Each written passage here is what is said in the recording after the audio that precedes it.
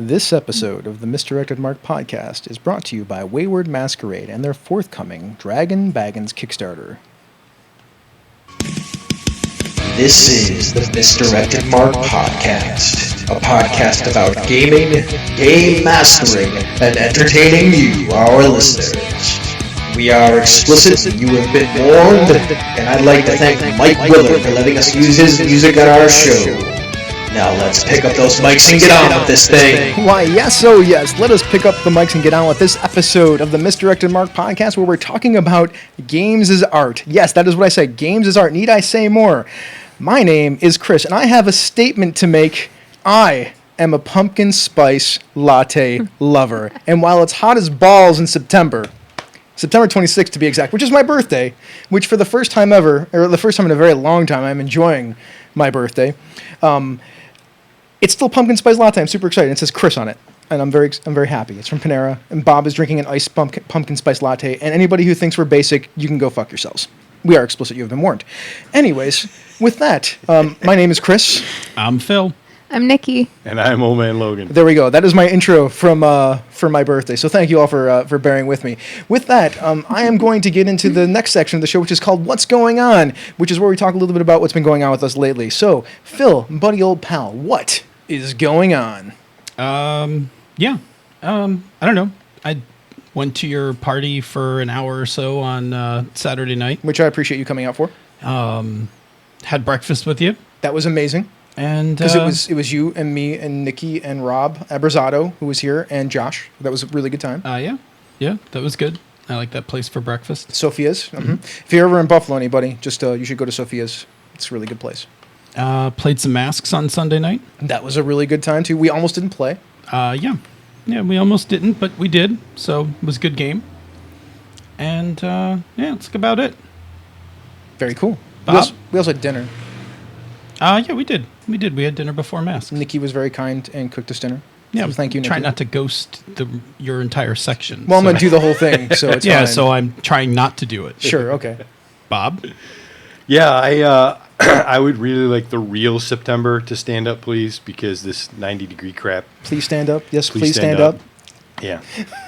You won't get very many M&M references out of me, so there's your one for the month. Thank you, Bob. I appreciate that. Yeah, this is it's hot as balls in Buffalo in September is not. It's normal. like 90 degrees today, right? Yeah, like it's bad. Dude, I went for I ran and walked because I do intervals. I ran 2.5 miles today, and then I walked another mile after that. And man, I wasn't dying, but I was like soaked at the end of it. It's unusual.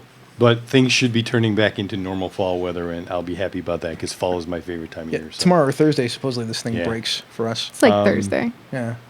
Yeah, I've been having a little trouble sleeping the last few days. This night shift thing, kind of messes with me. And Sunday, for whatever reason, I could not sleep in the morning after my shift was over. Now, not my shift, after I got home and screwed off until it was time to go to bed after your birthday party. I couldn't sleep, and so I had to actually skip dinner and Masks, and I was lamenting that in the evening very much because I wanted to come over and have Nikki's wonderful food and play a game of Masks with you guys, and I hit the damn microphone. Panda rules, Panda rules.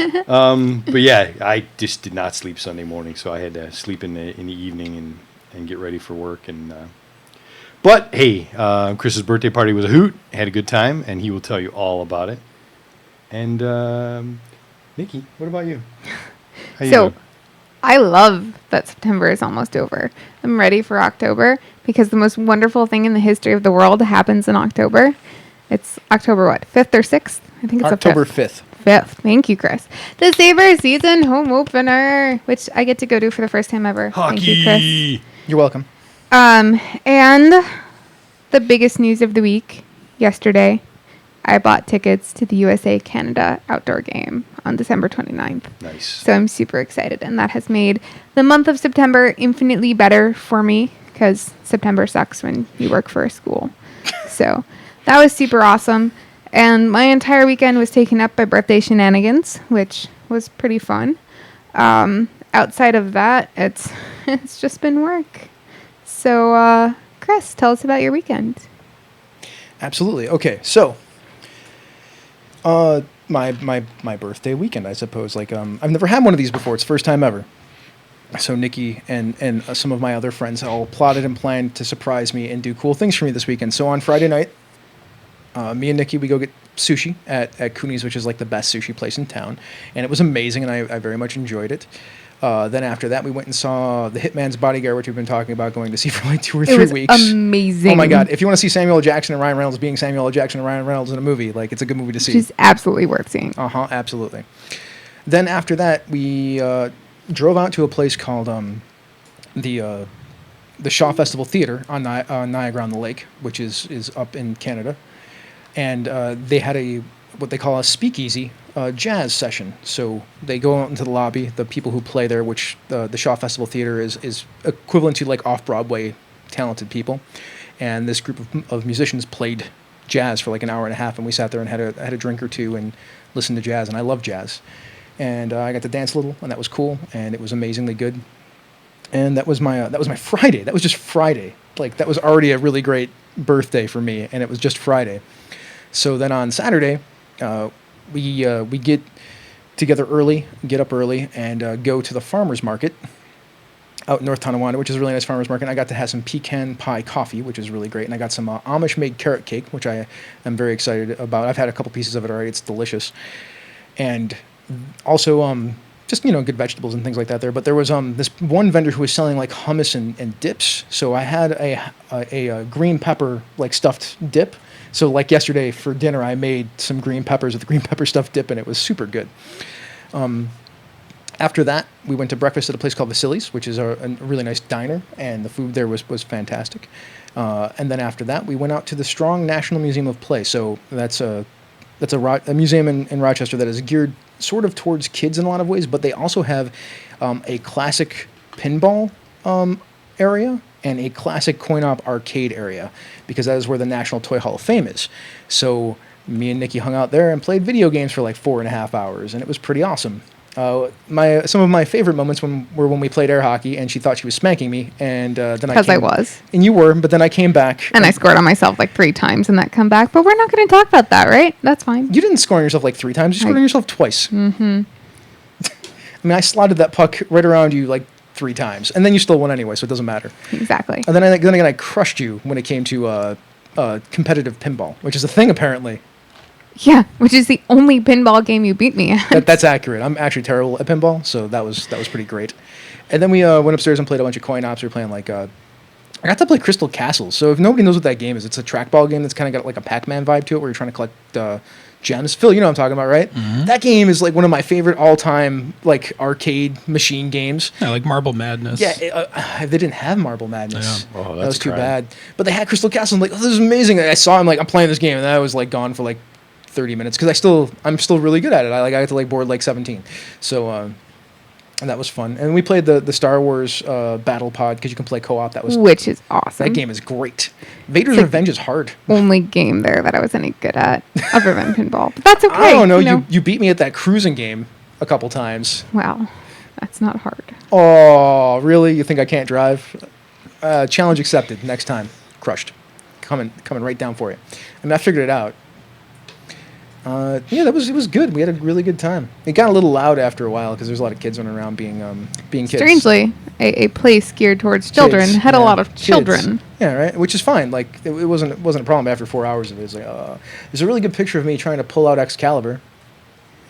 I mean, there's also a really good picture of me that looks like I'm having a bowel movement while I'm pulling out Excalibur. So that's funny. Look for that on the G+ community. Yeah, right. Coming soon. So after that, then we go to it's called Portico, right? Mm-hmm. It is a restaurant. It was who's the chef there? Fabio Viviani. He was on 2 seasons of Top Chef. Lost both of them, but he's really awesome. Yeah, I had a steak that was bigger than my hand. That was delicious. Actually, it's funny because we had bread and an appetizer, and then we had pasta and a main course. But by the time we were done with the appetizer, we looked at each other and we're like, we're both stuffed because we don't eat a lot of food anymore. And then we were like still eating food, and then we thought we were going to die. That's true. I feel like that's how that went down. Yep. So then, so we had a lot of food to bring back, which our engineer, who's around here somewhere, who made this room much, much cooler than it should have been. Thank you, by the way, Josh Brucky, for engineering for us. he got to taste and sample some of that amazing food, because he's kind of a foodie too, like Nikki is. So they're both foodies. I am starting to learn the ways of the foodie. It's interesting. After that, we came back here because there was a party that Nikki had decided to throw for me, and I was like, all day, she's been trying to like tell me, because she can't keep a secret. She likes to spoil surprises, and she wants to tell me, she doesn't want to tell me. So I started figuring some of the things out about, like, somebody's coming in from out of town. So I sell it with real tears, upset that I told him everything, and she ruined the he surprise. knew about this party and that all of our friends were going to be here for his birthday, and I was going to make him this brownie cake and all the stuff, like totally selling. I'm bad at keeping secrets for this because I like surprising people. So we fast forward to like 9 o'clock. Party was supposed to start at 8. People were supposed to be here at like 8:15. 9 o'clock, we're sitting on the front porch, and I have Smokey on my lap, who is being exceedingly quiet, and that kind of worries me. But I toss him into the house, and Chris is like, "What's wrong? Is everything okay?" And I go to hug Rob, and Chris still doesn't understand what's happening. Because Rob Eppersato comes to town from New York. Until he City. sees Rob. Yep, and then I'm like, oh my God, Rob Eppersato's here. And I mean, Rob Eppersato is quickly becoming a very good friend of mine, and it was super awesome that he was here, and we got to talk some more and get to know each other some more, and share some stories, and it was really enjoyable. So I thought that was the surprise. And so he comes up to me and he's like, "Yeah, you had this goal. You were gonna make me cry. You almost made me cry, But you didn't. But you didn't. Good surprise. You did good." Yes. And then So then I'm like now a beer and a half in, and I'm in the house, and Nikki comes up to me and she's like, "Chris, can you go out to the car and get my sandals?" I don't know. It was the first thing I thought of. I think I was talking to Rob or somebody about I was something. a couple drinks in myself, Yeah, right? and I don't know what's going on. I'm like, sure, whatever Y'all you can need. judge me later. Yeah, whatever you need. So then I'm like, I grab the keys, I walk out of the house, and one of my best friends in the world is in the driveway, Drew Smith. Secret weapon of the show, Drew Smith, and that's Smokey. Smokey, you can totally be on the birthday episode. It's cool. Drew Smith's in the driveway. Julie, his wife, who's amazing, is also with him. They're people that I love and care about very much. And that's when I lost it. Like, I just kind of threw the keys down. I didn't know what to say. I was struck speechless. I've met Drew for about 5 minutes of my life before this weekend. And at some point I was like, "Hey, Phil, I have this crazy idea. What do you think? Will you put me in touch so I don't have to, go through Facebook and let Chris find out that I'm doing this?" And so Phil is awesome and helps me get in touch with Drew. And Drew and I have been talking for like 2 weeks. Well, Chris doesn't actually know that we've been talking for like 2 weeks planning this thing. And Drew shows up, and I have accomplished my goal now. Yes, because then I cried. I totally cried. It's okay. I can just cop to Very, it. very manly tears of joy. No, they were just... this has nothing to do with manly. It's just, I cried. It's cool. There's nothing wrong with being emotional sometimes. Nope, nothing. So that happened, and then we had a really good time, and Drew bought a bottle of tequila, so it got to be one of those nights where I ended up in a shower.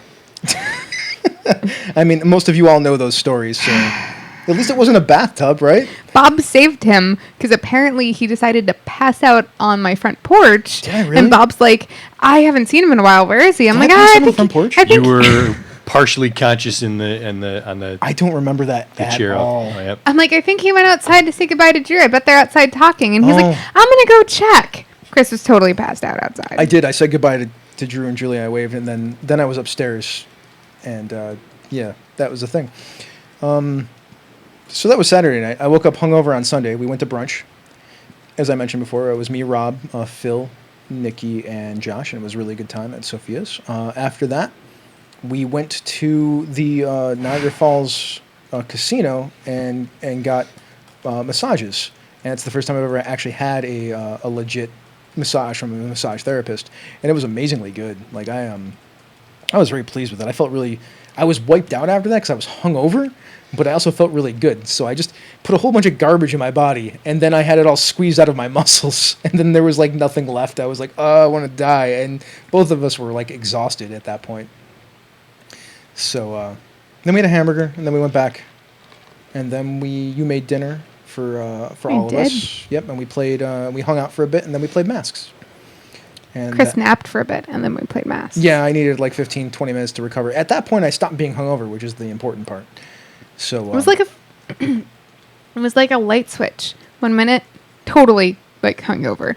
Next minute, he goes and passes out. 5 minutes later, he's like, I'm good. Let's run masks. Yep, and then we play masks. What just happened? Yeah, it was fine. It was good. Sure. You weren't good. You needed like ice and you were dying, but Shut up. I was in a hot kitchen making you dinner. that's true. I'm not complaining. I'm just saying. Fine. So that was my weekend, and that's kind of what's been going on with me because everything else is like work and podcasts and all that stuff that I normally do. So there you go. So that's the what's going on section, I think, right? We're all good. Let's move on to announcements. You have an announcement? I do have an announcement. The Misdirected Mark community, or at least a Misdirected Mark community member, has one more surprise left for Chris. If I was way more together, I would be handing you something right now, but instead I'm just going to tell you. Wayne Chang has sent you a birthday present. He backed the Numenera campaign for you. The Numenera Kickstarter? Yep. And so... Okay. Nice. And so I have that for you. You can have the PDF confirmation that he sent me later. I printed it. I left it on my printer. That is what I was swearing about having left on my printer earlier. So that is your last birthday surprise from the Misdirected Mark community. Hey, Wayne. Thanks, man. I don't know what to say. He may or may not be around for the after show tonight. Okay. So Well, that's amazing. I guess I'll have to run some Numenera then for Wayne and whoever else that wants to play. Aw. I'm like all verklempt again. But before I get too verklempt, we should go do this ad before we move on to our feature segment. So...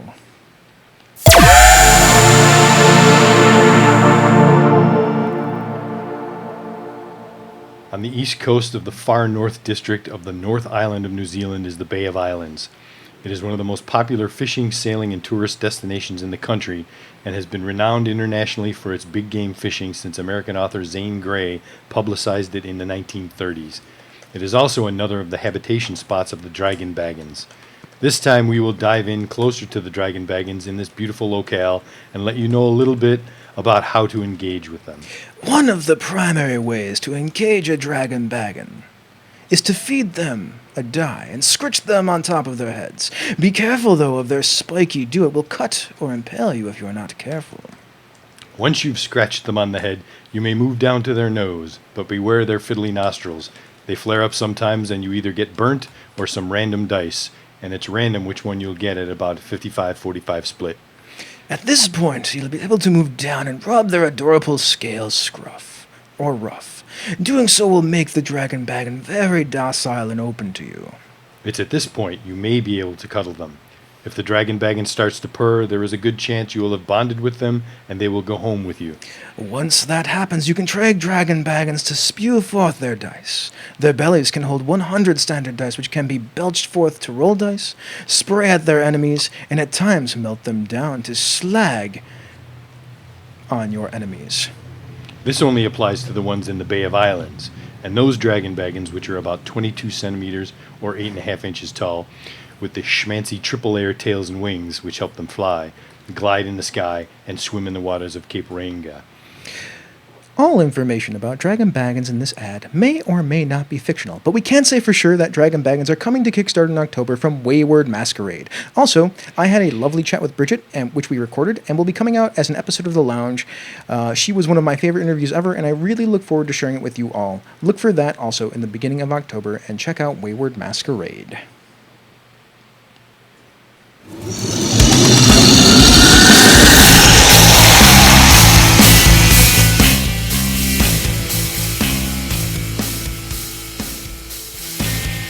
It's the workshop, but Phil decided that it was too loud for him. It's too loud, man. Like It's you're killing me on the gain on this thing. It's not loud on the headphones. There, that should be better. I turn the headphones down. Can't hear anything. Let me try again. Here. No, sorry. I Yeah. don't know why it's so loud. No, it's good. It's the workshop where Phil's ears are going to bleed. Fine. So the workshop is the place where we take a jamming topic and we discuss it, and we work it over. We look at it from as many angles as we possibly can, and then we, hopefully we'll have given you some sort of information that will help you run games in a better fashion, in the way of play better games. So go ahead, Nikki. So for his birthday, Chris asked me to sit down and record, and we asked him what topic he wanted to do, and the first thing he said was... Games as art. So in honor of Chris's birthday, that's what we're going to do tonight. But it's also a Misdirected Mark, so they don't do these types of shows lightly. We'll start by taking a look at what exactly is art, then discuss art as a medium, and finally talk a bit about how to interpret art, which we will then apply to games. Before we do that, we're, for some reason, going to let the birthday boy get up on his soapbox and preach a little bit. After he's done, we'll break down the topic. So, Chris, are games art? Actually, I'm not going to actually get on a soapbox, because this week I started out with one opinion about games as art, but after several debates on the subject and debates about debating, I have a much wider view of what this whole games as art thing is all about. And I think our conversation this evening will give you folks in the audience a much wider view of the subject itself, like it did for me. So, Nikki, why don't you continue on? Usually I get to spend my time in the chat room with the rest of you and listening. And we hear these guys start by defining the important topics, the important terms. Though the dictionary has a definition for the word art, there's no definitive answer to the question, what makes something art? Each of us has a completely separate background that informs our opinion on what constitutes art. So before we try to survey how to determine whether something is art, let's talk a little bit about where we're coming from. I myself, though I was a science person in high school, in college I was a philosophy and psychology major. So approaching this from the lens of philosophy, we're seeking to define the terms that we use in art analysis and critique. So the philosophy behind this is actually concerned with defining whether or not something is art, not necessarily is it good. That's interesting. So my background is in music, because I was a musician, and I studied a lot about music history and theory and how to look at different kinds of music and critique different kinds of music. I also then have a degree in creative writing, that was an arts and humanities degree, which I had a lot of critical analysis and looking at, which we'll talk about later, the contextual interpretation of art and of literature specifically. So that's where I come from with this background. So with that, let's talk a bit about different ways we can look at art, and then we'll talk about how that relates to games. So I guess we'll start with ways to look at art, and here's one way to look at art. The expression or application of human creative skill and imagination, typically in a visual form such as painting or sculpture, producing works to be appreciated primarily for their beauty or emotional power. I think that was probably your first definition of art when we first started talking about it. Correct, yes. So the various branches of creative activity also fit into this, such as painting, music, literature, and dance. So philosophy, I used to go crazy. I cannot read philosophy very quickly. It's like 10 pages every half hour because I reread paragraphs like 3 or 4 times. Because there's a lot of dense material. And I'm used to reading it too. So there's countless books and articles dating back to Plato. For tonight's discussion, we're mainly going to be using this wonderful summary that we found on the philosophy of art from Britannica.com. Patrons can actually find the link to this article in the show notes themselves. The most simple, bare-bones distinction of the defining characteristics of art is that it must be human-made. Anything that is in nature actually isn't. So a sunset, though it's beautiful and has the ability to evoke emotion, isn't actually art. By this definition, paintings and sculptures are art, but also buildings, furnitures, automobiles, cities, even garbage dumps are all works of art. Technically, every change that human activity has wrought upon the face of nature is art, be it good or bad, beautiful or ugly, beneficial or destructive. So when we think of trying to define what art is, coming up with examples, we can come up with so many of them. Yeah, there's tons everywhere. Right. So you think of sculptures, and there's famous sculptures. We have a replica of the sculpture of David over in Delaware Park. That's true. There's the sculpture of Venus de Milo that I've seen in Paris. Which I haven't, because I've never been to Paris. Well, whatever. Yeah, Someday. I feel like you've seen it, right? In the Louvre. There's also painting, like the Japanese Footbridge or the saying Gregorio Maggiore at different times by Monet, or The Death of Sturm, if you want to go fantasy, by Larry Elmore, which is a really beautiful picture. So there's that. Going back to that sunset, the sunset itself isn't art, but if we take a photograph of it, let's say maybe the sunset at the Grand Canyon, that can be art. Mm-hmm. And then, of course, there's music. So like things like Cotton Eye Joe, Turn, the opera from The Fifth Element, any piece of jazz music, anything by Parker or Miles, or the Count Basie Orchestra. Pick anything. Like that's all art. Speaking of music, you also have dance. Uh-huh. The interpretation of that music in a physical form. Apparently, Chris thinks tango is the hottest of all ballroom dances. Oh, that was Phil. No, Phil thinks it is. I'd contend Tango's this- pretty hot. I think it's the lambada, but that's me. I would contend salsa. Really? That's me. Salsa? I think lambada. But I don't know if We lambada counts as actual ballroom dancing. I feel like that's a debate for a different time. Yeah, it's not that important. So, if art is anything that is man-made, how do we tell where the boundaries of art lie? Mankind created instruction manuals. Are they art? There's a woman out there who used her vagina to create paintings, which is a real thing. I still don't believe that's a real totally thing. a real thing. I will put a link in the show notes so you can actually see this. It's not safe for work. Do not view it there.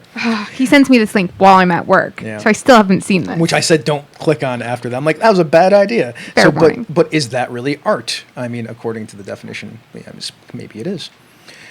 So how do we get into this? So let's start here. There is a distinction that needs to be made between what is considered fine art and useful art. So fine art is what I think most people think of when they provide examples of art. All our examples, or most of our examples, are fine art. They are works designed to produce an aesthetic response. Yeah. So, I mean, definition-wise, aesthetic response refers to... Oh, wait. So definition pen, are you going to hit us? Yeah. Cool. Aesthetic response refers to a reaction a person has to an object, product, something like anything like that, based on their perception of the object.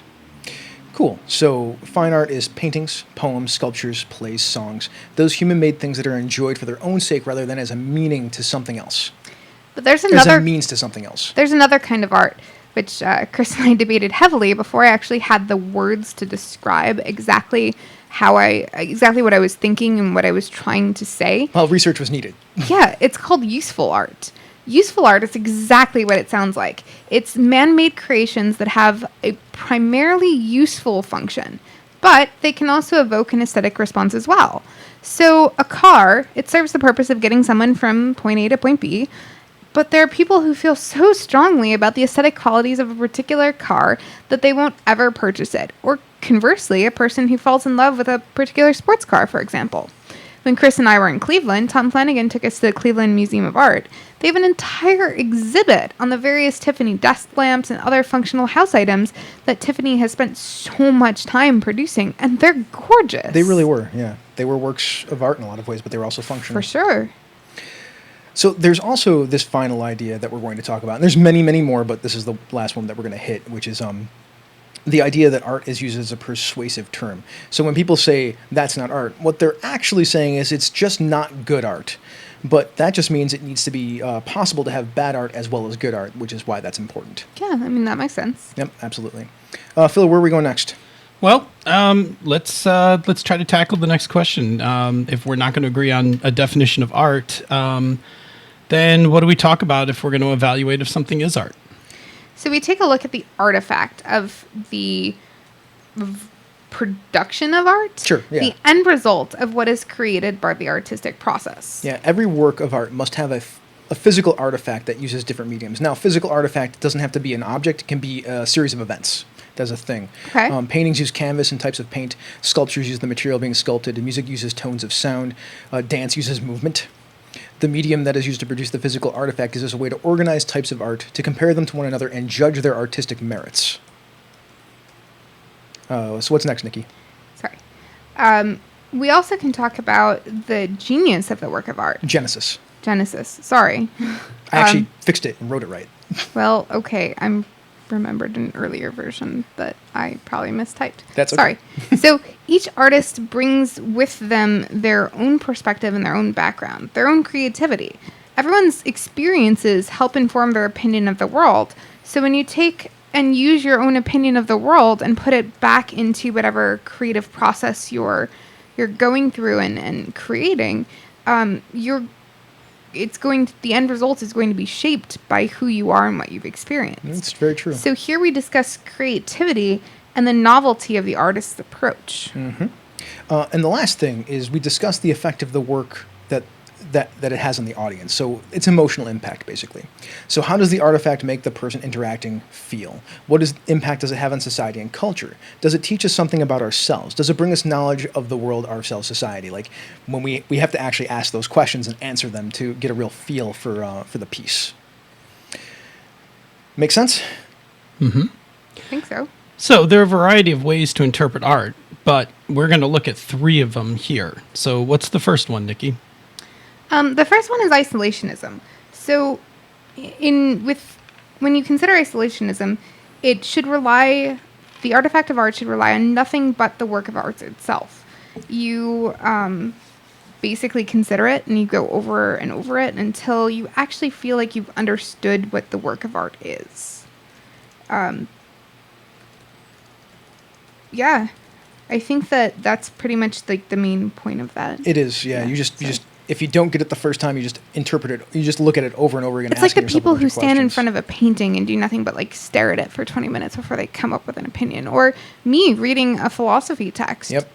4 or 5 times before I can actually intelligently talk about it. The point is it's actually the opposite of what I'm going to talk about now, which is contextualism. It's the complete opposite of this. So contextualism is the idea that we are going to look at everything surrounding the piece. We're going to look at other pieces of work by the artist that created it, other works in the same genre, a study of facts about the medium itself, a study of the time period when it was created and of the artist, a study of the artist's life, and then we're going to try and look in some ways at the artist's intentions, which then we come to sort of a middle ground, which is the next thing. Intentionalism. Uh-huh. Intentionalism is actually trying to ascertain the meaning of its maker, what they intended it to be. And there's 3 criteria that were proposed by Johann Wolfgang von Goethe. It's close enough. If you want to see the actual name, just look in the show notes. I'm bad with names. Yeah, me too. I feel like there needed to be a disclaimer here, but I guess there's not. All right. So what exactly was the artist trying to do? Did they actually do what they sought to do? And was it worth doing? Yeah. And like I said, these are 3 ideas for interpreting art. There are other ones too. There's a whole bunch of stuff if you want to look at critical analysis, which can be applied to art interpretation. But these are the 3 that we're going to work with tonight. Otherwise, we'd be here all night. This is like we could do a whole college course on It's this like stuff. half a branch of philosophy. It's like half of aesthetics. One half of aesthetics is defining like what exactly is art. The other half is how do we tell if it's good? Yeah, absolutely. Where are we going now, Phil? Well, we're going to the chat room for life. Oh, cool. So is there anything in the chat room for life? Do they care anything about what we're saying? Yeah, actually, we got a little bit tangential talking about dancing, weighing the differences between tango and other. Paso Doble. There you go. What's Thank you. Paso Doble? I don't know that style. Paso Doble is a ballroom style where it's typically the man plays a bullfighter and the woman portrays his cape during a dance. That's interesting. I have seen it gender flipped once or twice. It is pretty interesting gender flipped, but it's a pretty awesome ballroom Latin style. That does sound really cool, actually. I should really go watch some Paso Doble dancing. How do you say it again? Paso Doble. Paso Doble dancing, then. That's really fascinating. Anything else in the chat room? Or are we just moving on? I think we're good. All right. Well, as we start to talk about games as art, there are some things I'd like to say. So let's talk about bowling for a second. When somebody bowls, there's a best technique or a series of techniques one can learn to excel at the sport. When it comes to math, there are right and wrong ways to evaluate equations. Now, when we're talking about playing better games, especially playing better games, damn it, we're not saying that there's a right or wrong, but we can critique. We can accept gaming as and RPGs as art, and as we do, and if we do, it gives us a whole new language to evaluate the mechanics, the play style, and even the dynamic at the table. Now, with that said, we're going to look at role-playing games, the rule book, the rules, playing the game, and artifacts of play. And now that we've talked a little bit about how we can look at this from the view of games as art, we can interpret and critique them on those merits. Yeah. So we can start by talking about rule books. All right. So rule books serve several purposes for a game. So the rule book has to instruct someone on the mechanisms of the game. Mm-hmm. It needs to convey a setting if the rule book has a default setting. That's accurate. It needs to show you how to create the necessary elements to play the game. So it needs to be able to show you how to create characters, NPCs, scenarios, treasure, monsters, whatever needs to be constructed. Mm-hmm. I guess, like taking a look at that, then what does that mean for us when we're trying to kind of interpret rule books as art. Okay, so the rule books, in my opinion, are very much man-made art. They're useful, they have a primary function, and they evoke an aesthetic response. I think that is... So useful fills art. right in there. Yeah, it's very much useful art in a lot of ways. Okay. I dig that. So how do we look at rule books and evaluate them as art? I think we refer back to our section on interpreting art and decide how we wish to look at the book. Isolationism, conceptualism, or intentionalism. Or if we really want to do a study, we look at it from all three perspectives. I guess. I mean, we're not going to, but you could if you wanted to. There are others, but these are the ones we're going to look at right now. Mm-hmm. So let's go with intentionalism and look at Vampire the Masquerade, because, I have a fond love for it, and it makes Chris uncomfortable. It does make me uncomfortable, which is why I want to talk about it, because it's a debate that me and Nikki have had for a long time, and I think finally we're starting to come to some sort of consensus on about how we both feel about it. We had game. this discussion earlier. We Yeah. didn't actually have the language to talk about this game and why we felt the way we did about it. And strangely enough, that caused actually some hurt feelings between us. Until today. Yeah, absolutely. Like, we've been friends for a decade. Until today. Yeah. So, Nikki, what was the artist in question trying to do with this game? So they were trying to create this personal horror genre where, the things that go bump in the night actually exist. Mm-hmm. And you have this power struggle amongst players and amongst like NPCs to try and survive. Because if you aren't trying to get ahead, you're not doing it right. And you're the prey. You stop being the predator and you start being the prey. And vampires are completely just the predators. So, it's all about that dynamic, that social dynamic, and trying to survive in this world that none of us can really imagine living in. Phil, do you have anything to add to that? You played a bunch of Vampire. No, I think that pretty much sums up Vampire. Okay. Nikki, do you think they did it? I think so. The overall meta story of Vampire the Masquerade was amazing. The status game, if you could get players to buy into playing it, worked super well to give that feel to the game. The art in pretty much every vampire book I've ever seen is phenomenal. It's accurate. The setting is approachable and realistic and awesome. It's the world we live in, but darker and more bleak, right? Mm-hmm. The character concepts that they've created by, having the clans out there and the stereotypes of who exactly would be embraced into the different clans, that works, right? Mm-hmm. Absolutely. You have inspirational material, so you look at who would be embraced by a particular clan, and you create strengths in a character that would get the attention of the other vampires. So things that you would want to explore about yourself. Like, I used to actually create characters that I would pick a concept of me or of the human condition in general that I would want to explore and make that kind of the central point of the character. Mm-hmm. So people could have a reason to care. That works. It's very true. Can I ask you one question? Yeah. Just the mechanical presentation, not the mechanics of the game themselves. Do you think the mechanical presentation is good? I feel like you can answer that one for me. No, because as much as I think that the rules in this game have issues, I think the presentation of the mechanics is perfectly fine. Like, there's nothing wrong with the way that the rules are written. The game is easy enough to learn how to play, right? So when I ran LARPs, I actually took the entire rule book, sketched it out, and wrote a guide for how players should go through character creation and how they should learn the game. Well, that would be a no then. I think they actually failed at that between the missing page references and the way they actually wrote some of the language. Like, in Lost the Night, there's like 5 different places where they talk about, oh my gosh, what is it? I want to say it's a particular retest that I think it's the Overbid retest where they like just contradict each other constantly and you're confused. Now, to be clear, Laws of the Night, you're talking about the LARP rules, not the RPG rules. Correct. What about you? You read the role playing game book. I read it like 15 years ago. So I don't remember.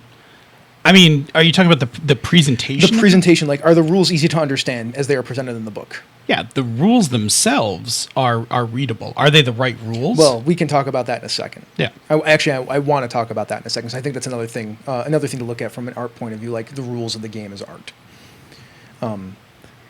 So but do you think the presentation was yeah. okay? I mean, the game is learnable. Yeah. Okay. So, do you think this game and this book was worth creating? I mean, I think it was. There's a reason why people are still playing it now, and it's 2017, and people were playing it back in like 1993. And they're making new versions of it. Right? Yeah. I mean, there are people playing 1E. Yeah. Well, And that is okay. not, There's and that entire is not good mechanical presentation. there's entire Sorry, Hobbs. organizations. Sorry, Hobbs. The DMG is not good mechanical presentation. That's why they have the retro clones, right, to make them better. Well, the retro clones actually try to like fix what's horribly wrong with that system. But there's entire national organizations designed to promote the playing of this game. So I also think, if we just go back and think about it a little bit, like this book, this game, it changed a lot for the role-playing game industry. So it had a huge cultural impact. it did. I mean, I think that in and of itself makes it actually, as far as role-playing games go, a very, very important work of art to RPGs. Like we have, like you always like to say, Phil, before this point we had the terrible blue line art in the second edition D&D books. Like, and now we have Vampire the Masquerade, which now from this point forward we have truly beautiful role-playing game books. I'm going to wrap the word terrible in quotes there, because that blue line art was only terrible to some people. No, it was terrible. So I consider the blue line art bad art. Well, I mean, you've also got to face the fact that the vampire game actually, one can say it's responsible for ratcheting up game prices. It's true. Because it started an escalation Yeah. for increasing art budgets in games, where it started to make. If you look at Pathfinder, I've legit made that argument on the mics before. yeah, Yep. 50% of the Pathfinder core book budget is art, which Yeah. means that when you're buying that core book, what you're paying for the cover, you're paying half of it just for art, not true. for the actual rules. Absolutely So, true. one can say that, it was significant in that it was a game changer in terms of how one buys art and lays out a book and stuff like that. But it also then made mainstream gaming more expensive. It did make it more expensive. I completely agree with that point. I don't know if that point though has. I agree with that point. I don't know if it's relevant to the discussion of whether it's art or not, or if it's fine art. It's not. Yeah. It's a consideration for the fact that if you embrace art and you embrace RPGs as art, there is a cost and a, prohibitive kind of entry level thing At some for point, consumers. yeah. Books are $50. Because right? fine art is expensive, right? Yeah. So the closer RPGs come to fine art, the higher entry level becomes for it. That's an interesting point, because then what do we say about the Savage Worlds Explorer's Guide? Because it's $10. Yeah. But it's pretty bare bones in a lot of ways. Yeah, but there's definitely an art budget for it, and it's not cheap art. It's if you not look at the cheap. quality of the interior art. But you got to go past art and go to business when you talk about Savage Worlds, because Savage Worlds core book is a lost leader. Is it? Has Shane Hensley ever told you that, or Jody or Clint Black? No, but it's a $10 book. Like, they're not making bank on that book, and that's not the thing they want to make bank on. It's true. They want to make bank on their settings. Yeah. Which in my opinion, those books are fine. Right? I'll sell you the razor handle for $1. But I'll give you the razor. I'll sell you the razors for $50. Yeah, absolutely. Yeah. I think that's perfectly valid. Fred Hicks, I think, has taken the same approach with Fate Core, right? Fate Core has fantastic art in it. Yeah, but those books aren't super expensive. I know. That's what I'm saying. He's taken that same approach, right? He's kept the core price down, and hell, the PDF is pay what you want. Like, he's giving the PDF away. Yeah, that's true. That is a very much a marketing strategy. But that's what I'm saying. Like, that's outside of what we're talking here. Even the Dresden book isn't that expensive. The accelerated book, I Yeah. think it's $30. It might be 35. Right? Because the accelerated book keeps the price down. But how about the original Dresden game? Well, those books were. Well, and Yeah, those you're books absolutely are a right. work of art. Yes. In terms of aesthetic presentation, the Dresden books those books are beautiful. I think in some ways the Dresden books eclipse the vampire books, and in part because layout technology got better as time goes on. Those Dresden books are ridiculous, and Fred Hicks will tell you the layout for them was, the layout for them is fairly brutal. Yes, because he did it. Yeah, I mean, you know how layout works, like all those post-it notes and sidebars and shit like that. Every single one of those is its own image. Yeah, like those things, They are, if I was going to say, a work of fine art that is a very effective. Like, it did what it was supposed to do. It evoked the feeling of Dresden. Like, oh, that is- absolutely. yeah. And it was another change from the status quo, too. You didn't have books that did layout like that, essentially. Underground. Underground? Underground, okay. actually, Underground was- again, is probably one of the most underrated games. The artwork for Underground, which was a 1992, 93 book, is hypertext. It's full color glossy. I mean, Underground and Vampire are actually contemporaries in terms of publishing. And there's a vast difference. Now, even the Vampire guys will tell you, they weren't intending to do black and white art. They couldn't afford color art. So, Right. yeah. So I think it's fascinating that we're talking about books like this right now, because we're talking about the role-playing, like the rule book, right? Like the actual physical object. Because does that mean that books that are much more stark aren't then works of fine art? Which is, we were going to ask a question, why is it important that we can talk about the book this way? I think this is why it's important that we can talk about the book this way. If you go with the definition that everything man-made is art, then no. Well, I wasn't talking about art or not art. I was talking about is it fine art or bad art or just useful art. Well, I mean, when you look at a role-playing game book, there are some that are more aesthetically pleasing than others. It's true. There are some that, though they convey the same information, like they convey the rules just as well as another book, for example, they can be more pretty and easier to consume. Like, you're a graphic designer now. Mm-hmm. You can understand that though the same text can be on 2 pages, if one is designed better, then it communicates that information more effectively to readers. It's true. That's the entire point of graphic design. So I have two examples, I guess, that I want to throw out here. So Apocalypse World is an effective piece of fine art, in my opinion, because that whole book, the text, the art that is in it, conveys a mood. I don't know if you agree with me or not, Phil. No, I think I think even the choice of wording. Yeah, that's why I said that the text, all the words in there. Absolutely. Dungeon World is not. It is not a book that I would say is a piece of fine art. It is very much useful. I don't know if It conveys what it's supposed to do. It doesn't do anything for me as a book. Okay, so the continuum is, so I'm lost in this continuum. There's fine art, there's useful art. But is there good fine art and bad fine art? Is Yes. there good Sure. useful? So I mean, and they're not mutually exclusive. Yeah, I can articulate. Or are they mutually exclusive? Does fine art outpace usefulness?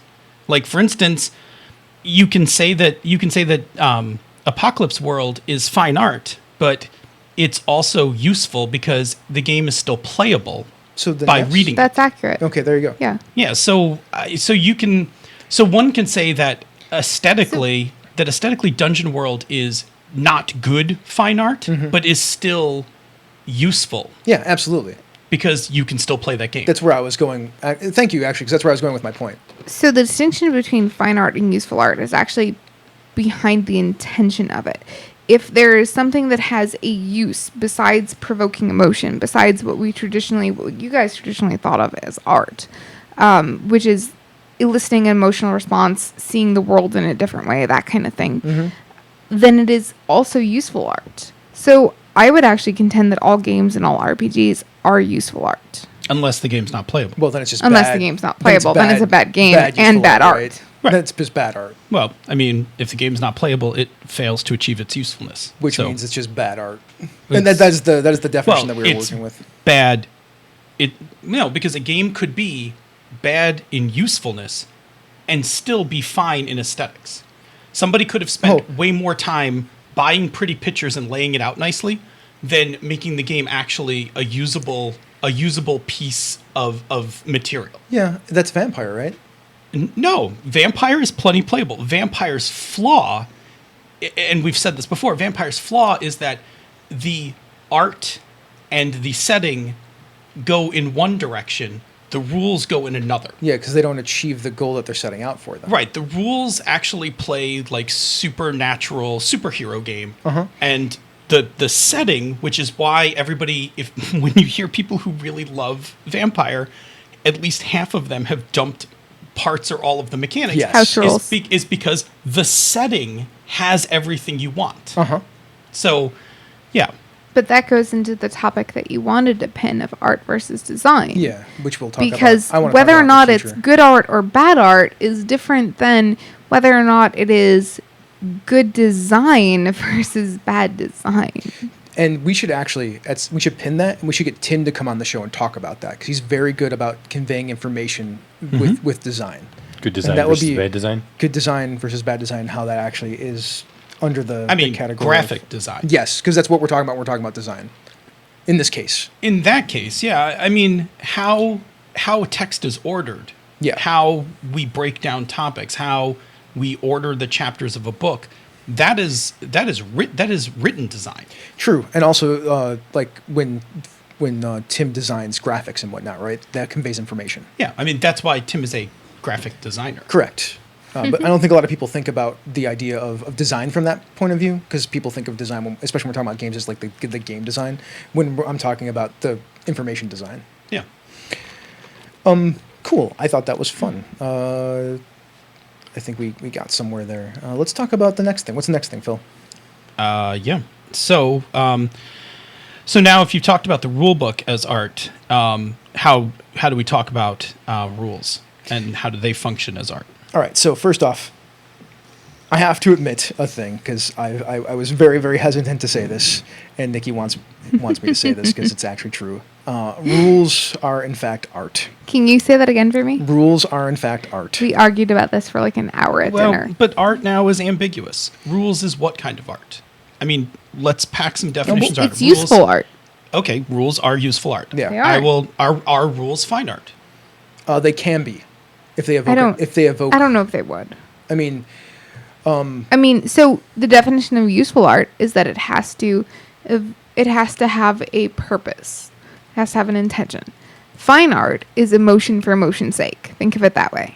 so I guess they're just useful then, right? Yep. I could see an argument being made for rules being done so well that they evoke that. It's true. And they do, and that is the point of them being useful art. It's So- why so- why I think sometimes. I'm sorry. Go. Can I go just for a second? I was going to say an instruction manual is not art. The difference between an RPG book and an instruction manual is that an RPG book actually evokes emotion. Well, wait, I'm coming back around on this again, because if everything that is man-made is art, then the instruction manual is art. Yeah, I would just classify it as bad art, right? I mean, I guess you could do it that way. Most of philosophy says that it's not art because it doesn't also invoke emotion. It doesn't also invoke that aesthetic response. if we've now fallen out of the definition of art, what's not art then? What is the instruction manual then? It's not art. It's not bad art. It's just not art. No, I am confused because I thought we were going with the idea that if it's man-made, it's art. Okay. I mean that's you- actually you can, but I don't think that's where the general consensus of philosophy is right now. because I mean that was just the base idea, the base level of art which we defined or talked about. And not even defined. It was like we actually stated it very, very much at the beginning, was that anything man-made is art. As long as it's not, anything that's created in nature is not. Useful art is exactly what it sounds like. Man-made creations that have a primarily useful function, but can also evoke an aesthetic response. So it still has to have that ability of evoking an Yeah, aesthetic sure. response. So an instruction manual can be like, this thing is dull and boring, right? I mean, I guess. I mean, I'm just saying at the base level. That seems fair to say, right? Sure. Okay.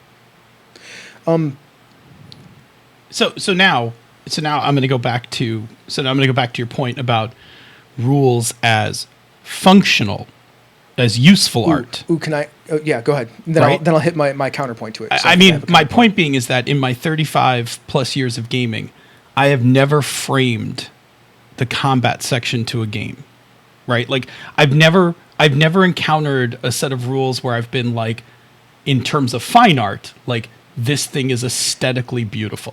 I can. I mean, if you have an example, it's okay. I mean, I'm just saying in my time, I have not seen like a rule where I've read it and I've been like, fuck me. Like, I want to weep right now. Every move in Apocalypse World Makes you want to cry? they don't make you want to cry, but they evoke emotional responses I have heard because at least they're one named of a certain you- way. I have heard at least one of you, if not both of you, use the word elegant. I use elegant when I've used it talking about Apocalypse World moves and things like that, I've used the word elegant as a sign of efficiency, right? So a not necessarily aesthetically pleasing, but this performs the function in a very compact and useful manner. But I'm not arguing with you that those moves aren't.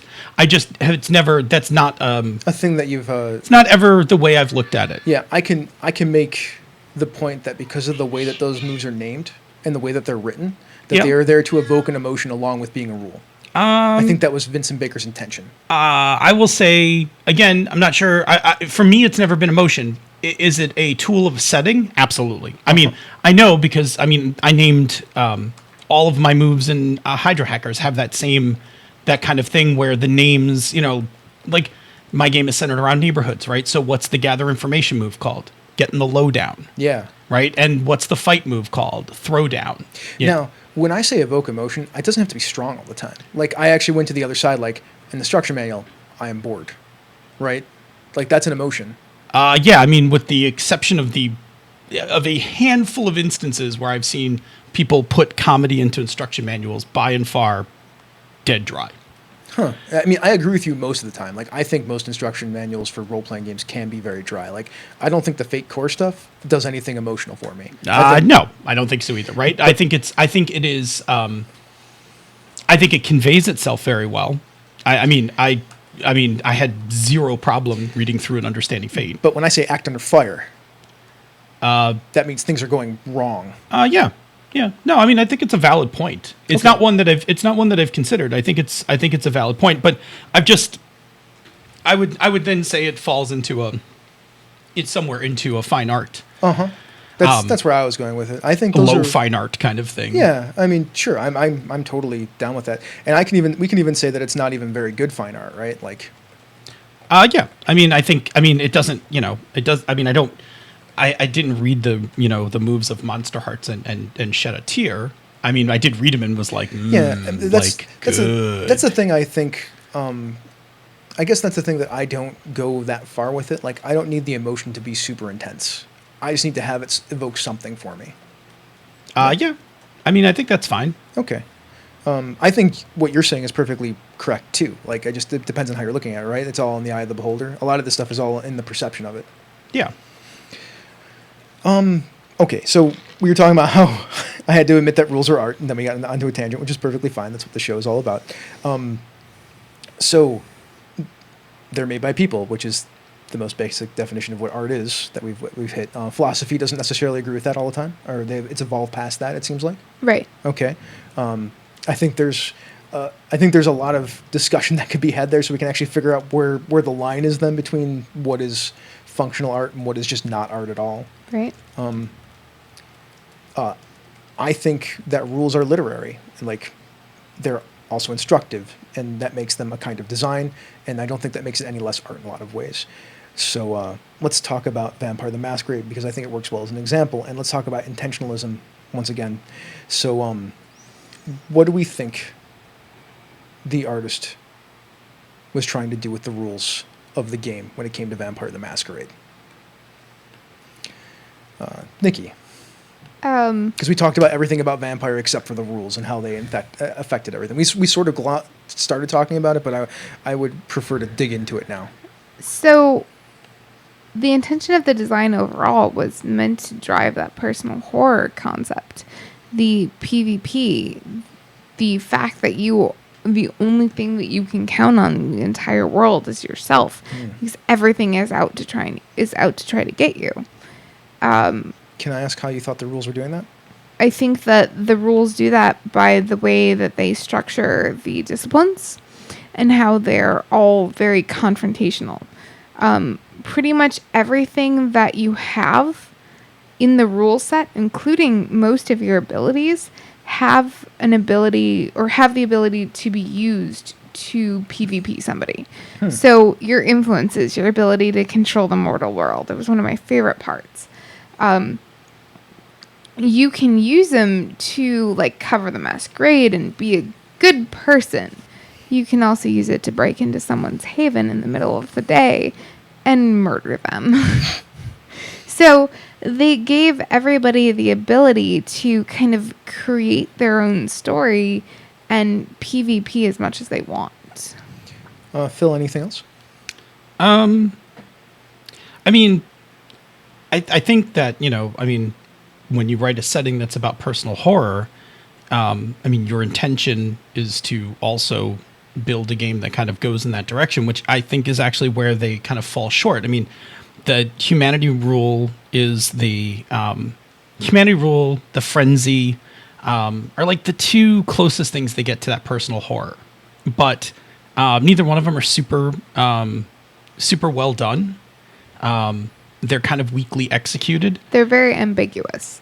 Yeah, it's clear what you're supposed to do, but there's no mechanical oomph to them. Like they just fall short. I mean, there's a humanity gauge, and your humanity goes down. Your GM will tell you how. So you feel like they didn't accomplish their goal.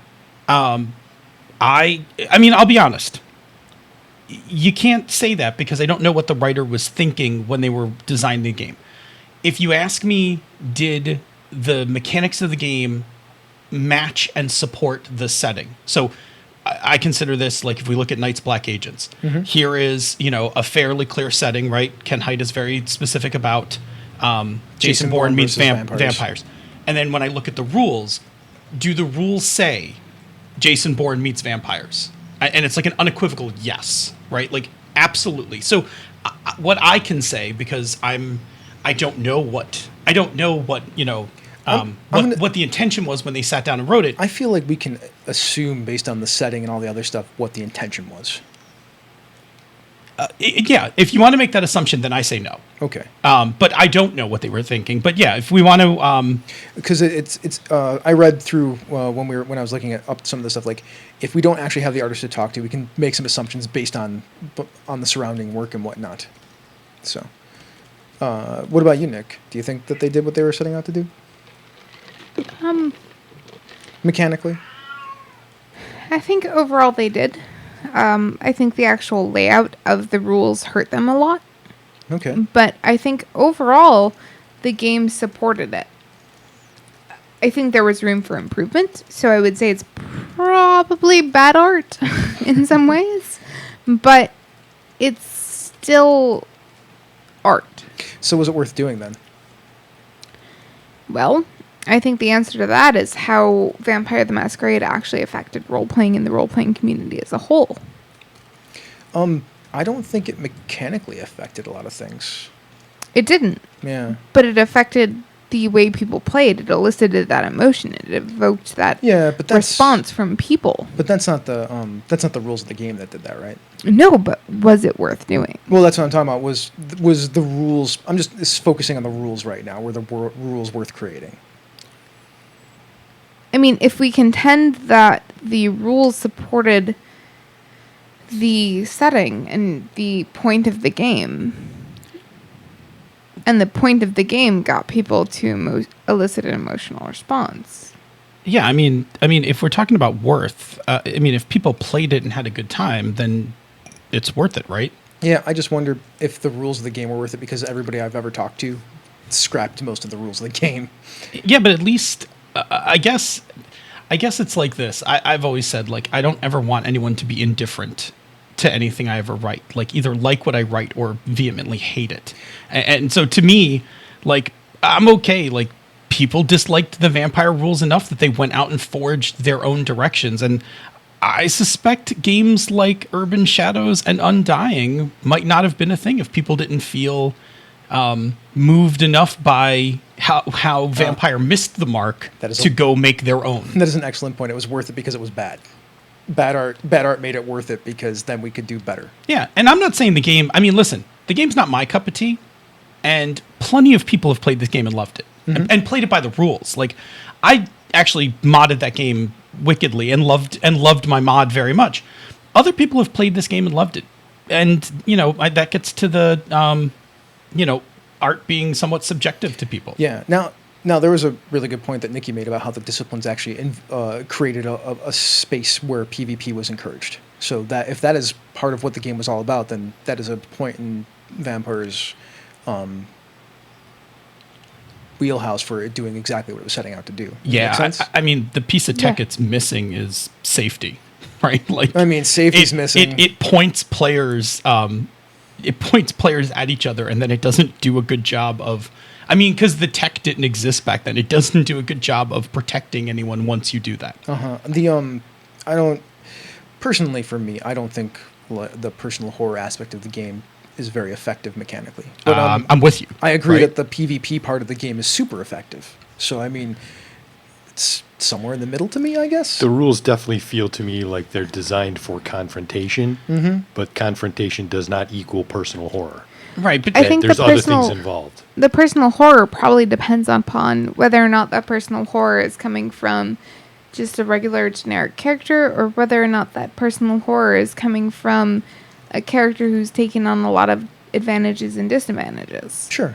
Because a lot of those disadvantages play into the personal horror, but the general base rules of the game are not actually supportive of the personal Okay, horror. that point makes sense to me then. I mean, I think that whether it was intentional or not, the personal horror aspect of the game gets offloaded to the player and to the GM. Like, that is not carried by the mechanics of the game. Like, the game tells you, right? So the game says, this is a game about personal horror. It says it, like, I think if I remember incorrectly, like right on the back cover of the book, right? This is a game about personal horror. And then it takes no shortage of the setting to remind you, this is a game about personal horror. So there's like a bunch of hidden agenda and principles that are baked into this game that never got written as agenda or principles. Well, yeah, because again, no one had No- thought no one to, had to to do do it. that. So I think that this is for me. I want my rules to do that work. But we can probably pin this that it doesn't. Hey, Bob, get a pen. It doesn't need. You don't always need to have the rules do the work of the game. Sure. And I think personal horror went to the players. Like, I know, and Craig is in the chat room tonight. Like, I know Craig had some pretty intense scenes because he did some semi-LARP stuff from time to time in his game where he would convert his basement. Like, once he converted into an art gallery and things like that. Like, he's had some pretty emotional moments in that game, but the game didn't do that work or help to do that work. The players and the GM did that through the setting, right? I can totally buy that. Yeah. So how do we want to pin this? I don't know. Ask him. I think that there's a discussion to be made about rules doing the work of the game versus the Setting doing the work of the game. versus the setting versus the players. Sure. Yeah. I'm Like, into that. there's a thing where we could talk about that from a design perspective because I have personally, I mean, my personal feels for that is that I want it in one direction, but I don't think that's the only, like, it's like, I don't want to be like one true path kind of thing on that. Yeah, sure. I mean, we don't have to. I think these are all really good points, actually. Hopefully it helps some people think about what's going on with their games. Do you want to move on to the next thing? I think we move on. Yeah, cool. Phil, what's up? Yeah. So playing the game is art. So let's talk about the actual play of the game. So you've got a rule book, you've got friends, you sit down at a table, and you play. We've said this in the past, right? We've talked about this, that playing a game is performance, right? And so we've also talked about that, when we play a game, there are times where we are both performer and audience. Absolutely. Okay. So I'd like to look at playing the game, or playing of the game from an isolationist point of view, which I feel is interesting because you only play the game session one time, but you can look at the session you played and talk about it as much as you want after the fact. Yeah, absolutely. So why don't we talk about our play of 10 Candles since the three of us played it, right? I don't think Bob was there. No, it was right? all four of us. there. Oh, Bob was It's all there? That's four right. of You were us. there. So all four of us were there. So there's not really a good, like, when we're talking about isolation, we're just looking at the artifact itself, which this is going to be weird because we can't really look at the artifact. We can only talk about our memory of it, which is sort of an artifact of play in a lot of ways. 10 Candles has one artifact. That's true. It's the recording you make. But so we're actually, like, it's hard to examine, I think, the gameplay in a lot of ways unless you have, like, a video recording of it and you can watch it. Because we were there, That's right? fair. Well, I mean, it gets to the point, like, if the statue Winged Victory is art, is my memory of the statue of Winged Victory art? Because I can tell you all about it, right? Like, Yeah, but I when you could tell that story, it's something different, right? It's the story of me telling you about it is a piece of art. yes. It gets real weird, right? In this space. Yeah, I mean, we get into a little recursion action. Yeah. We're going to gonna talk about that. We are going to talk about that in the artifacts of play section. So let's do the best we can. So was our play of 10 Candles, do we feel like it was high art? Did it feel like high art to us? Yeah, I think it totally conveyed emotion. It did to me. Yeah. Like, I had a very intense emotional experience there. Because of, us, the recording at the beginning that we had to listen to at the end, that was really actually a very intense moment of play. Well, I mean, I don't think as much for you, but for the players of that game, there is a overwhelming sense of hopelessness throughout the game. It's true. It's very There true. is, you just know things aren't going to work Yeah. over and over. And you also know, because of the concept of the game, that no matter what you do, it doesn't matter. Yeah. Does anybody feel like we were missing anything from the experience? Was there something that just didn't other occur? than Nikki messing with my mic here for a second. I was trying to get Smokey to shut up. Smokey can meow. It's fine. He can be on the recording. Unless you don't want him to meow.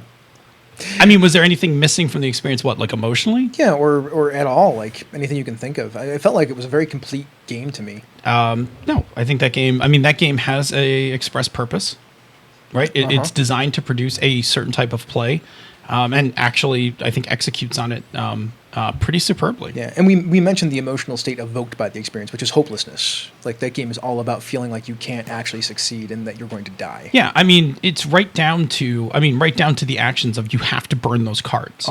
Right? Like, you have to, like, Not only burn cards, but snuff out candles. yeah, like you are forced to destroy stuff. Yeah, there are things going on procedurally during the game which make the experience feel more and more hopeless all the time. So is that why we felt these things? Is that why these emotions came forth? Do you, Nikki? I mean, I think it was. I don't think that I would have had the same emotional response or the same feel of impending doom if there wasn't essentially a countdown timer in the form of the candles at the table. I don't think I would have felt that same... I don't really know how to describe the emotion that I had at the end. It was some form of catharsis because, I mean, it was over. But it was some form of closure there. But ultimately, that hopelessness, the feeling of somebody who felt nothing but hope to know that it ended so poorly when we listened to that voicemail recording again. I still actually, like, I've played it for other people when I kind of described 10 Candles to them, and I still feel that myself, and I don't think anyone else does because they didn't witness that game. Yeah, I can totally buy that. Well, I mean, I think this is the same problem when you try to explain your fiasco game to somebody, right? Yeah, like, right. You can't. Like, unless you were a participant, so unless you were both the performer and the audience, it's hard to convey. It's hard to convey why that was really funny, right? Like, yeah, unless you're a master storyteller and a comedian. yeah, like I mean, you really got to work to. But like, when people ask me how my fiasco games were, like, I just don't talk about them, right? Because it's like impossible. It's like, yeah, it was really good. This actually go ahead. ties in really well to a question that Eric Farmer just asked. Dog-powered vehicle. Was anything missing because no one else observed the art that you made? Yeah, I would say it is. Because if the art is meant to elicit an emotional response, then you're not actually appreciating the art. So that doesn't make the art less good or less bad. It doesn't make the art not a fine art or not a useful art, but it makes the art less than. Well, it makes it ephemeral, right? Like, the only people who know what that is are the people that were at the table. Right? Yeah, I mean, but how's that different than the single showing of a play? on Broadway. Like It's if also accurate. I mean, if a play is only shown once and 30 people went and saw it, like, I mean, Still ephemeral, It right? was still experienced, and Right. since we've established that everybody at the table is also an audience member, like it was Yeah. observed. I guess that's an interesting thing to raise about like art in general. Like, does the fact that it's ephemeral, like it only exists for so many people and then becomes a memory, does that make it less than anything else? Like, I don't think so. think It's a good question. I mean, what if Van Gogh painted something and then put it in a room and locked it away? Nobody ever saw it. I mean, you And then say it was what if, destroyed. but Well, you know, probably odds are that odds are he did. oh, So is the stuff that he did that nobody ever saw still art? I don't know, philosophy person. Questions like that are why philosophy still exists. Yeah. And I mean, go read some philosophy. It's amazing. I mean, I don't think there's. I think it's still art. I just then the question is it lesser or greater art, right? Like, Right. that is- I think you could have a very profound game with 5 people that could be life changing. That only 5 people have ever experienced. Like I think that's totally possible. I think that would put it in the category of great art for that person. Are there more qualities of art that we haven't defined? That's, I guess, where I'm That's going with probably- there. probably a very good Because I don't question. think it makes it. I don't know that it makes it less than or not as good art just because less people experienced it. That feels wrong to me. yeah, that does feel wrong. Because Phil, I mean, that's thought you kind were of more right. of a gut feeling than I have facts to back that up feeling. Yeah, that's we need to go do more research to figure Right. that out. I mean, that's the Um, topic of so accessibility. It feels like Yeah. it feels like there's probably more terms and debates and discussions here that we haven't actually had about what happens when art is not accessible. Yeah, absolutely. Um, And but this topic is like a year-long course in philosophy that we're trying to cover in one 2-hour session. yeah, it totally is. Like, this is what people go to school for, right? Exactly. Yeah. So here's another thing to think about when it comes to the play of the game. During the play of the game, I think this is what Phil was kind of getting at, maybe not exactly, but we're all artists, which means we're all bringing our own perspectives to the game. So if you, as an artist collaborating on this work, don't enjoy something someone else is bringing to the work, then maybe you should ask yourself, what is that reason? What factors are informing that person's choices? You can rely on some of the contextualism interpretation ideas to help you determine these things that we talked about earlier. You might also just think that that person isn't creating good art. I've actually had this problem before at the table with people in certain games, and these are better questions now for me to ask myself so I can figure out how to get to the end or a state that I can actually be content with playing the game. So I think that's a really good thing to think about when you are playing games. Those are good questions to think about when you are playing games and you're not having a good time, to figure out why you're not having a good time, if it's the game itself or it's the people around the table. Is there anything else we want to add on to that, or do we want to move on to the last thing? No, we can move on to the last thing. Cool. What's the last thing? Artifacts of play is art. So if we're going to talk about, we've talked about the play of the game, but there are sometimes things that are left behind after play is concluded. Sure. So these things are the ephemera that captures the performance and allows them to be accessible and probably, to tie into what we were just talking about, accessible to a larger audience. So why don't we look at a few of these artifacts? What's the first one, Nikki? I mean, I think the first and foremost one is the memory that's happened, the memory of the people who are actually at the table. For all the games we play, we have a story that we created. In fact, we've talked about many episodes ago, the product of play is the story. Now, these memories are artifacts of play, but when we decide to tell them as stories, then we're engaging in a different kind of art. We're telling that story. That's a performance of a memory, and I don't think it's always fair to judge the memory of play based on someone telling a story that's a different artistic creation. Being a poor storyteller and creating bad art in the moment isn't an indicator of the value of art when it was originally created. So if I just suck at telling you how awesome our mask session was Sunday evening, then it doesn't mean that you or the Phil and me and Glenn created a bad story at the table. It means that I'm just a terrible storyteller on the mics telling that story again. On the bright side, we have another artifact that's actually more true to the original. Yeah, which are actual plays in a lot of ways. And Phil, I think that whole thing that Nikki just laid out is a very much in line with the thing that you were talking about. How like it doesn't matter how many of us were sitting around the table playing. If it was powerful to us, then it matters a lot. Like it's a piece of fine art that impacts us emotionally. Yeah, I mean, I think art is art, even if one person ever saw it. I agree with that. Whether it's accessible art. Yeah. It really, that's the. Now we're just talking about the scale of people that it can Yeah. impact, right? Yeah. So- Also, if the people watching it, and this, I think that's what we're going to get into now. So, actual plays. So these are recordings of the story created. These actually allow us to critique the original work with some more accuracy because we can hear or be around to see what happened during play. Now, we're secondhand observers, so it's not the same as being the performers and observers in the primary moment, but it's close, right? So now there's a couple of caveats to that. If it's just audio, it's not as close to the original because we can't see the people. If it's video, we can, so then we're getting body language and facial expressions and things like that. If it's edited, then it's even farther from the original work because we're not seeing all the stuff that happens between those cuts. I think it's fascinating to look at this kind of art and evaluate it because it depends on which version of the work we're talking about. Like, is it an edited one? Is it an audio one? Is it a video one? Because your perspective on the situation will shift based on where you're experiencing the play from, and that's the important thing. So- one needs to remember when evaluating an AP. So my question to you is the original experience more important? Because I would argue that sometimes an edited actual play is probably a more powerful emotional piece than the unedited. I would say the power of the piece has nothing to do with.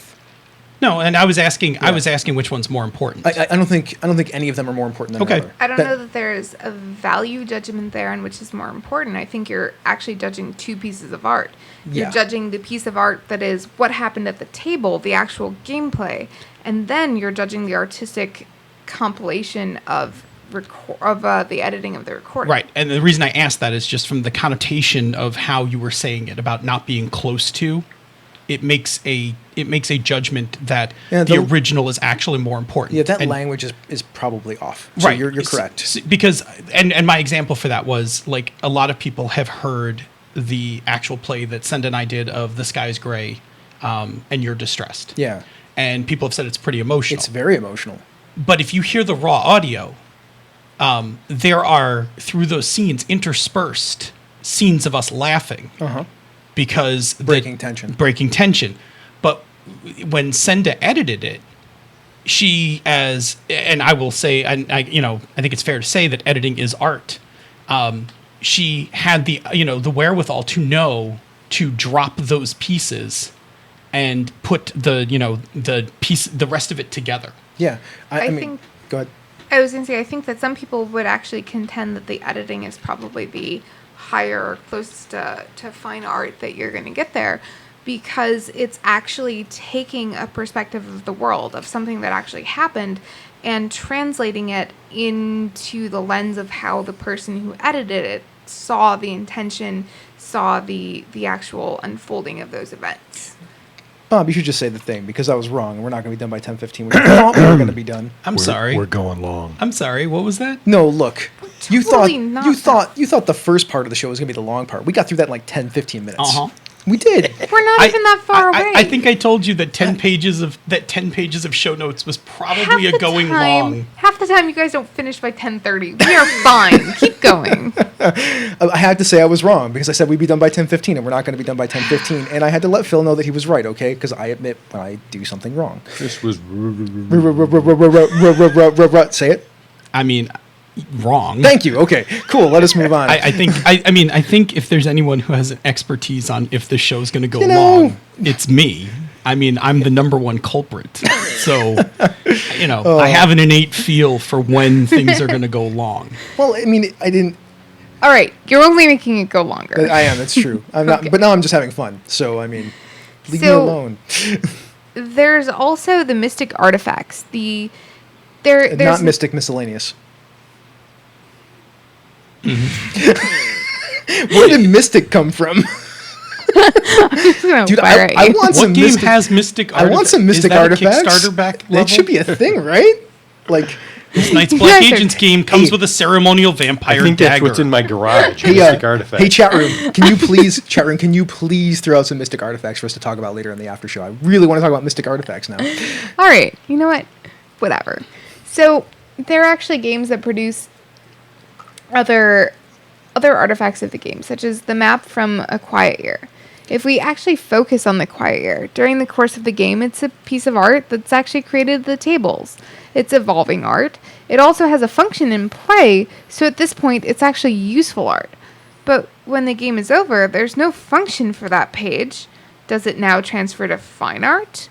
Whether it's good or bad art is up to you as individuals to critique. But here's another thing to think about when dealing with artifacts of play.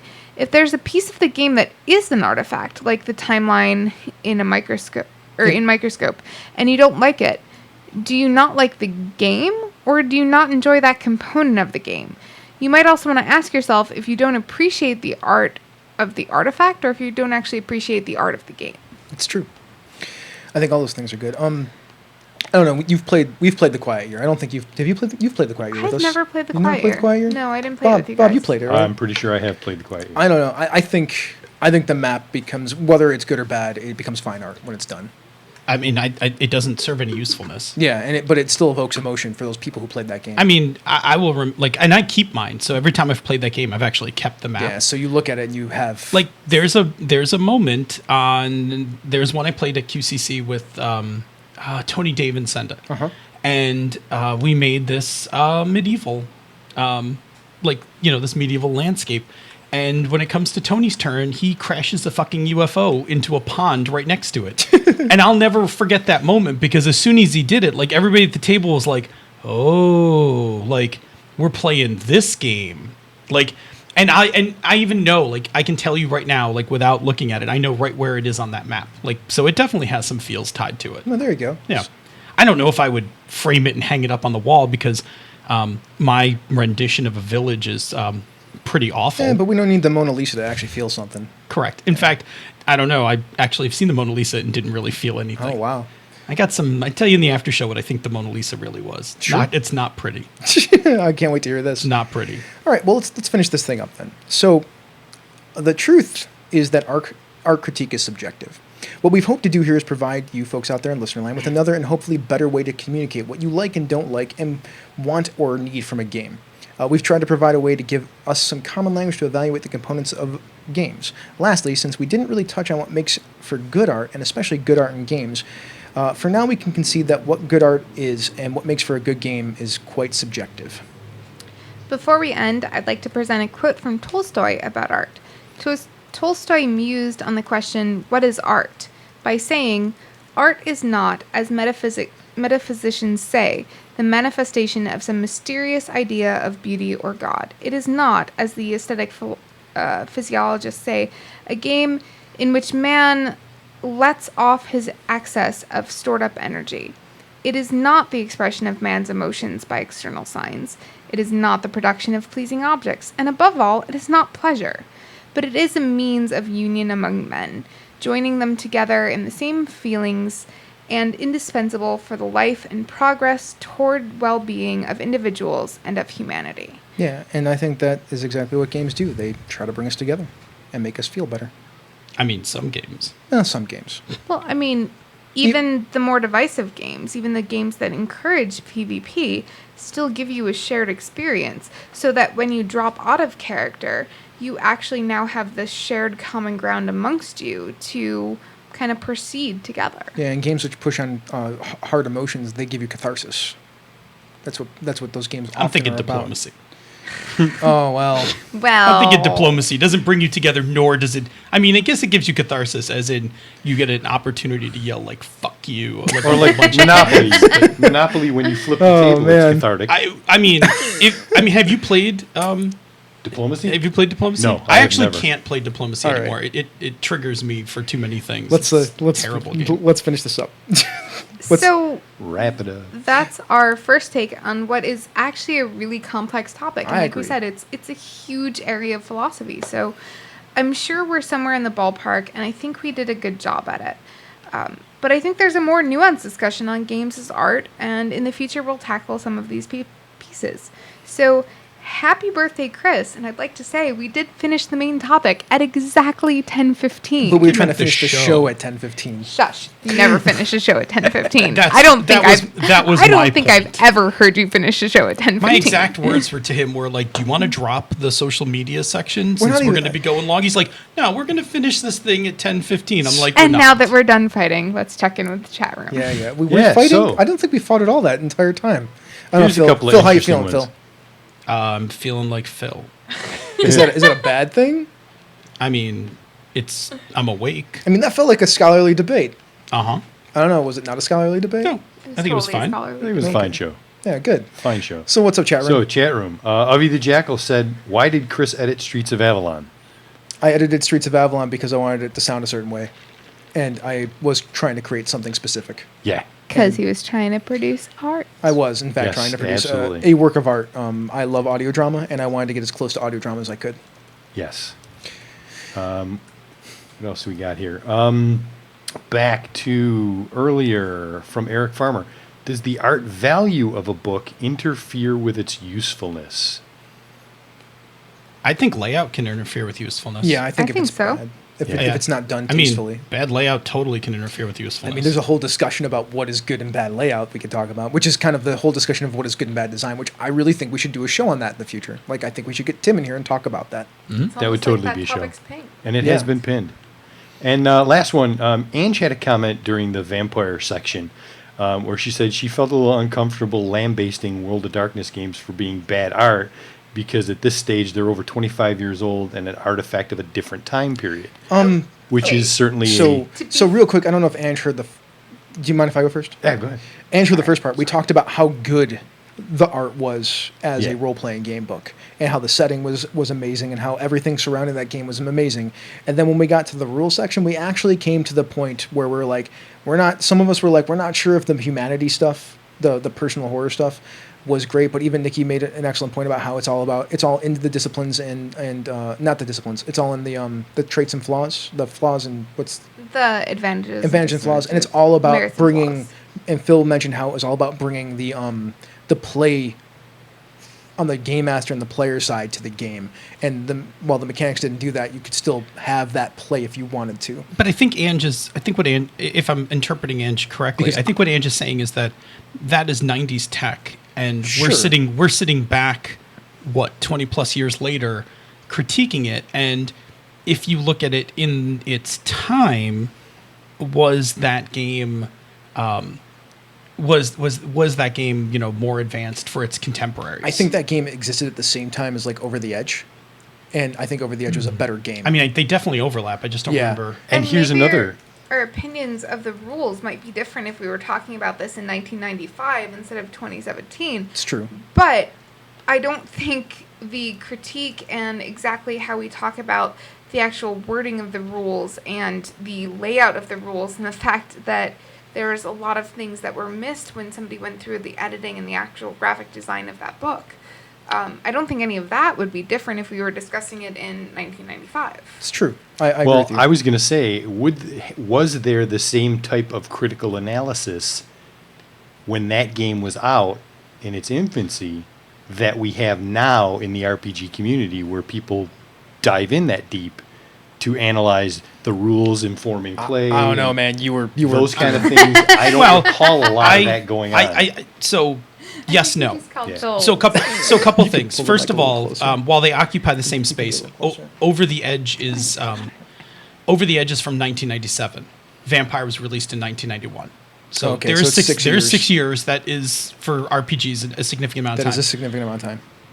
To Bob's point, one, I think every year that we've been designers and consumers, that we're becoming better at being able to critique and look at role-playing games. But I will also say that back in 1991, there was another problem, which was communication barriers. Yeah. We did not have global infrastructure to talk about things. So I think there probably were pockets of people who probably studied this stuff very deeply, but it wasn't accessible in a larger form.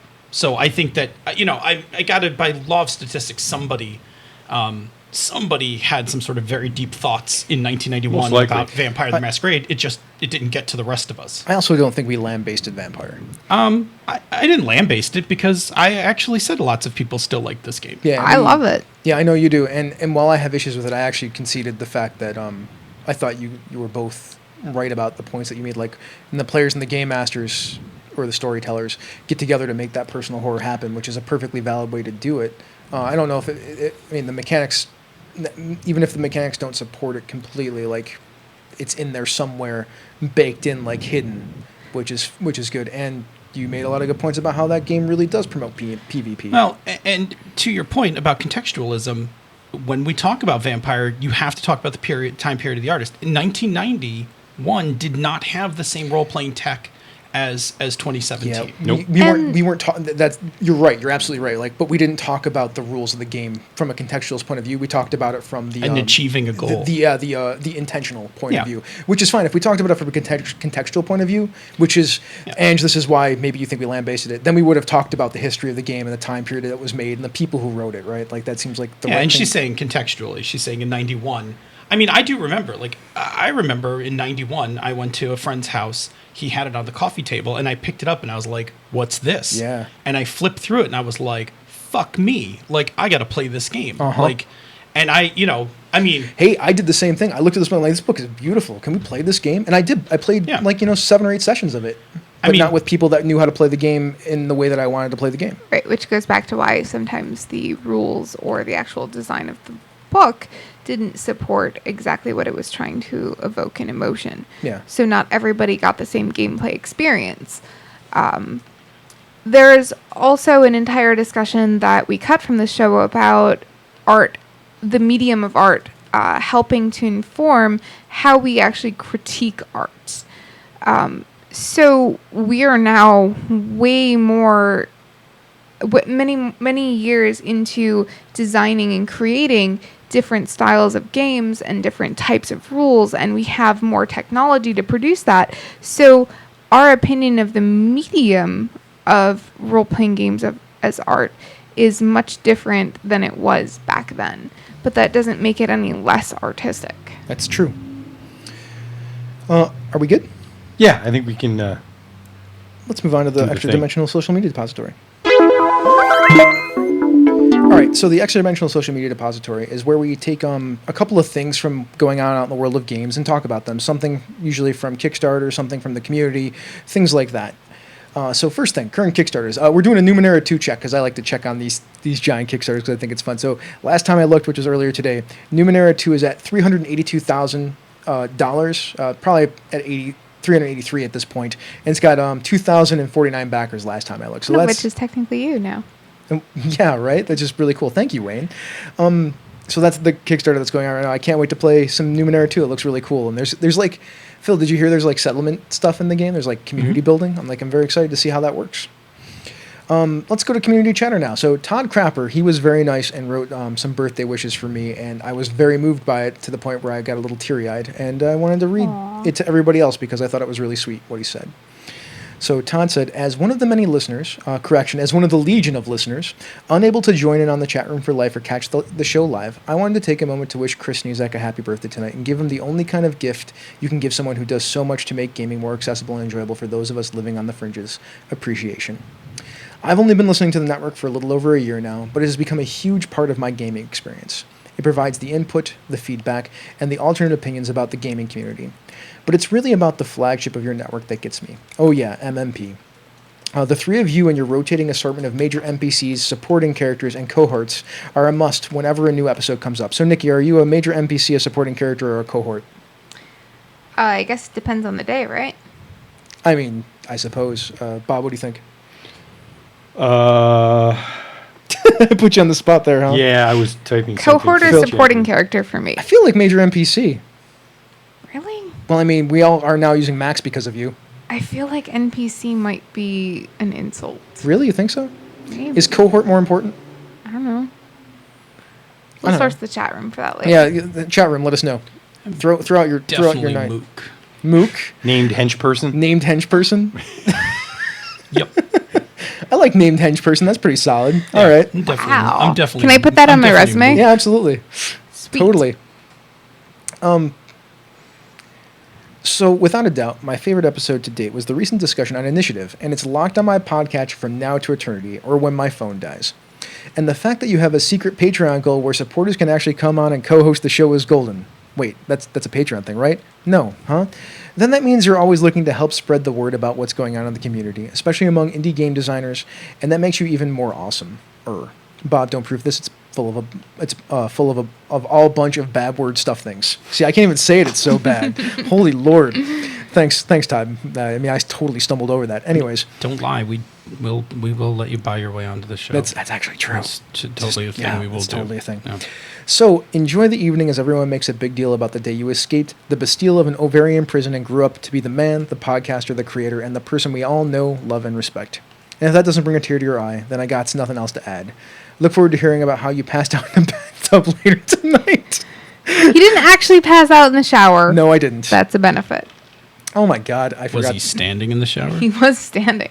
So I leaving, forgot. So I forgot to put the Patreon shout-outs in there because I'm a bad person because I was busy doing a bunch of other things today. Shout out to patrons. All of our patron patrons. number 1, patron 2. Somebody fill time while I That pull up other the- patron. Fill time while I pull up the Patron Patreon list. number 3. Keep filling time. Patron 4. I will Patron fill time. 17. Audience member Patron number X. 4. Ange had another comment when we were talking about the whole Thanks, White Wolf patron. thing.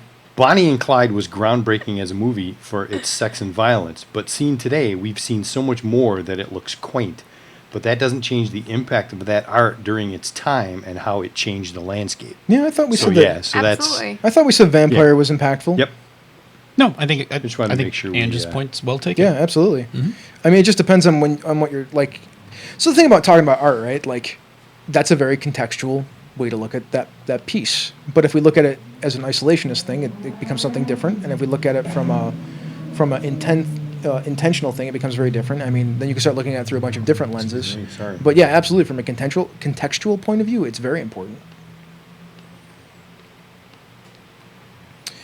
Anything else? Anybody else want to say anything about that? Nope.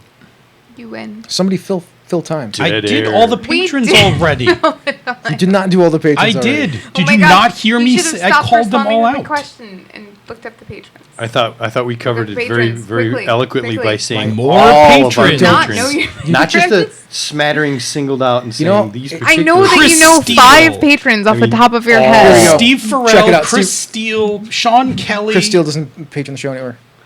At least not Wayne, first. He still gets Wayne Chang. Avi, Oh, Yeah, V. It's Drew. V. Drew. Thank you.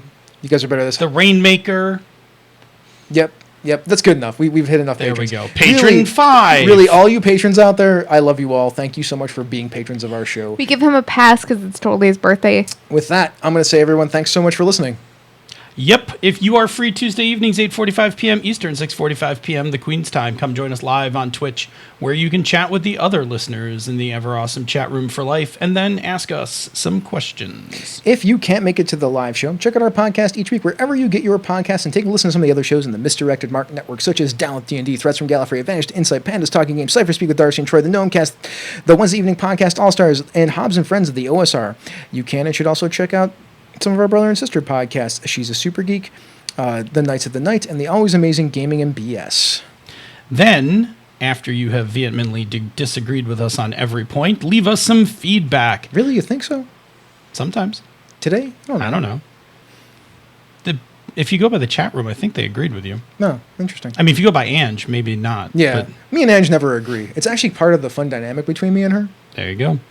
You can also leave us some feedback. Reach us directly on the emails. Chris at misdirectedmark.com. That's me. Phil at misdirectedmark.com. That's you. Bob at misdirectedmark.com. He's over here. Check out our Facebook group. Hit us up on Twitter. The show is at misdirectedmark. Woo. I'm at DNA Phil. That is Nikki's at IT Gamer Girl, Robert M. Everson, and The Light 101. Where you can get your smooth jazz all day long. Then rock it out in our awesome G Plus community. You know, if you like what we do here and on other shows in the Misdirected Mark Network, you can and should support our Patreon campaign at patreon.com/MMP. Patrons get access to the after show, pre-production show notes, musical parodies, the Pandas Talking Games bonus outtakes, bi-weekly D&D offerings, and other special releases. And with that, this has been a Misdirected Mark production, the media arm of Encoded Designs, and now I will say, Mike, a drop. We out.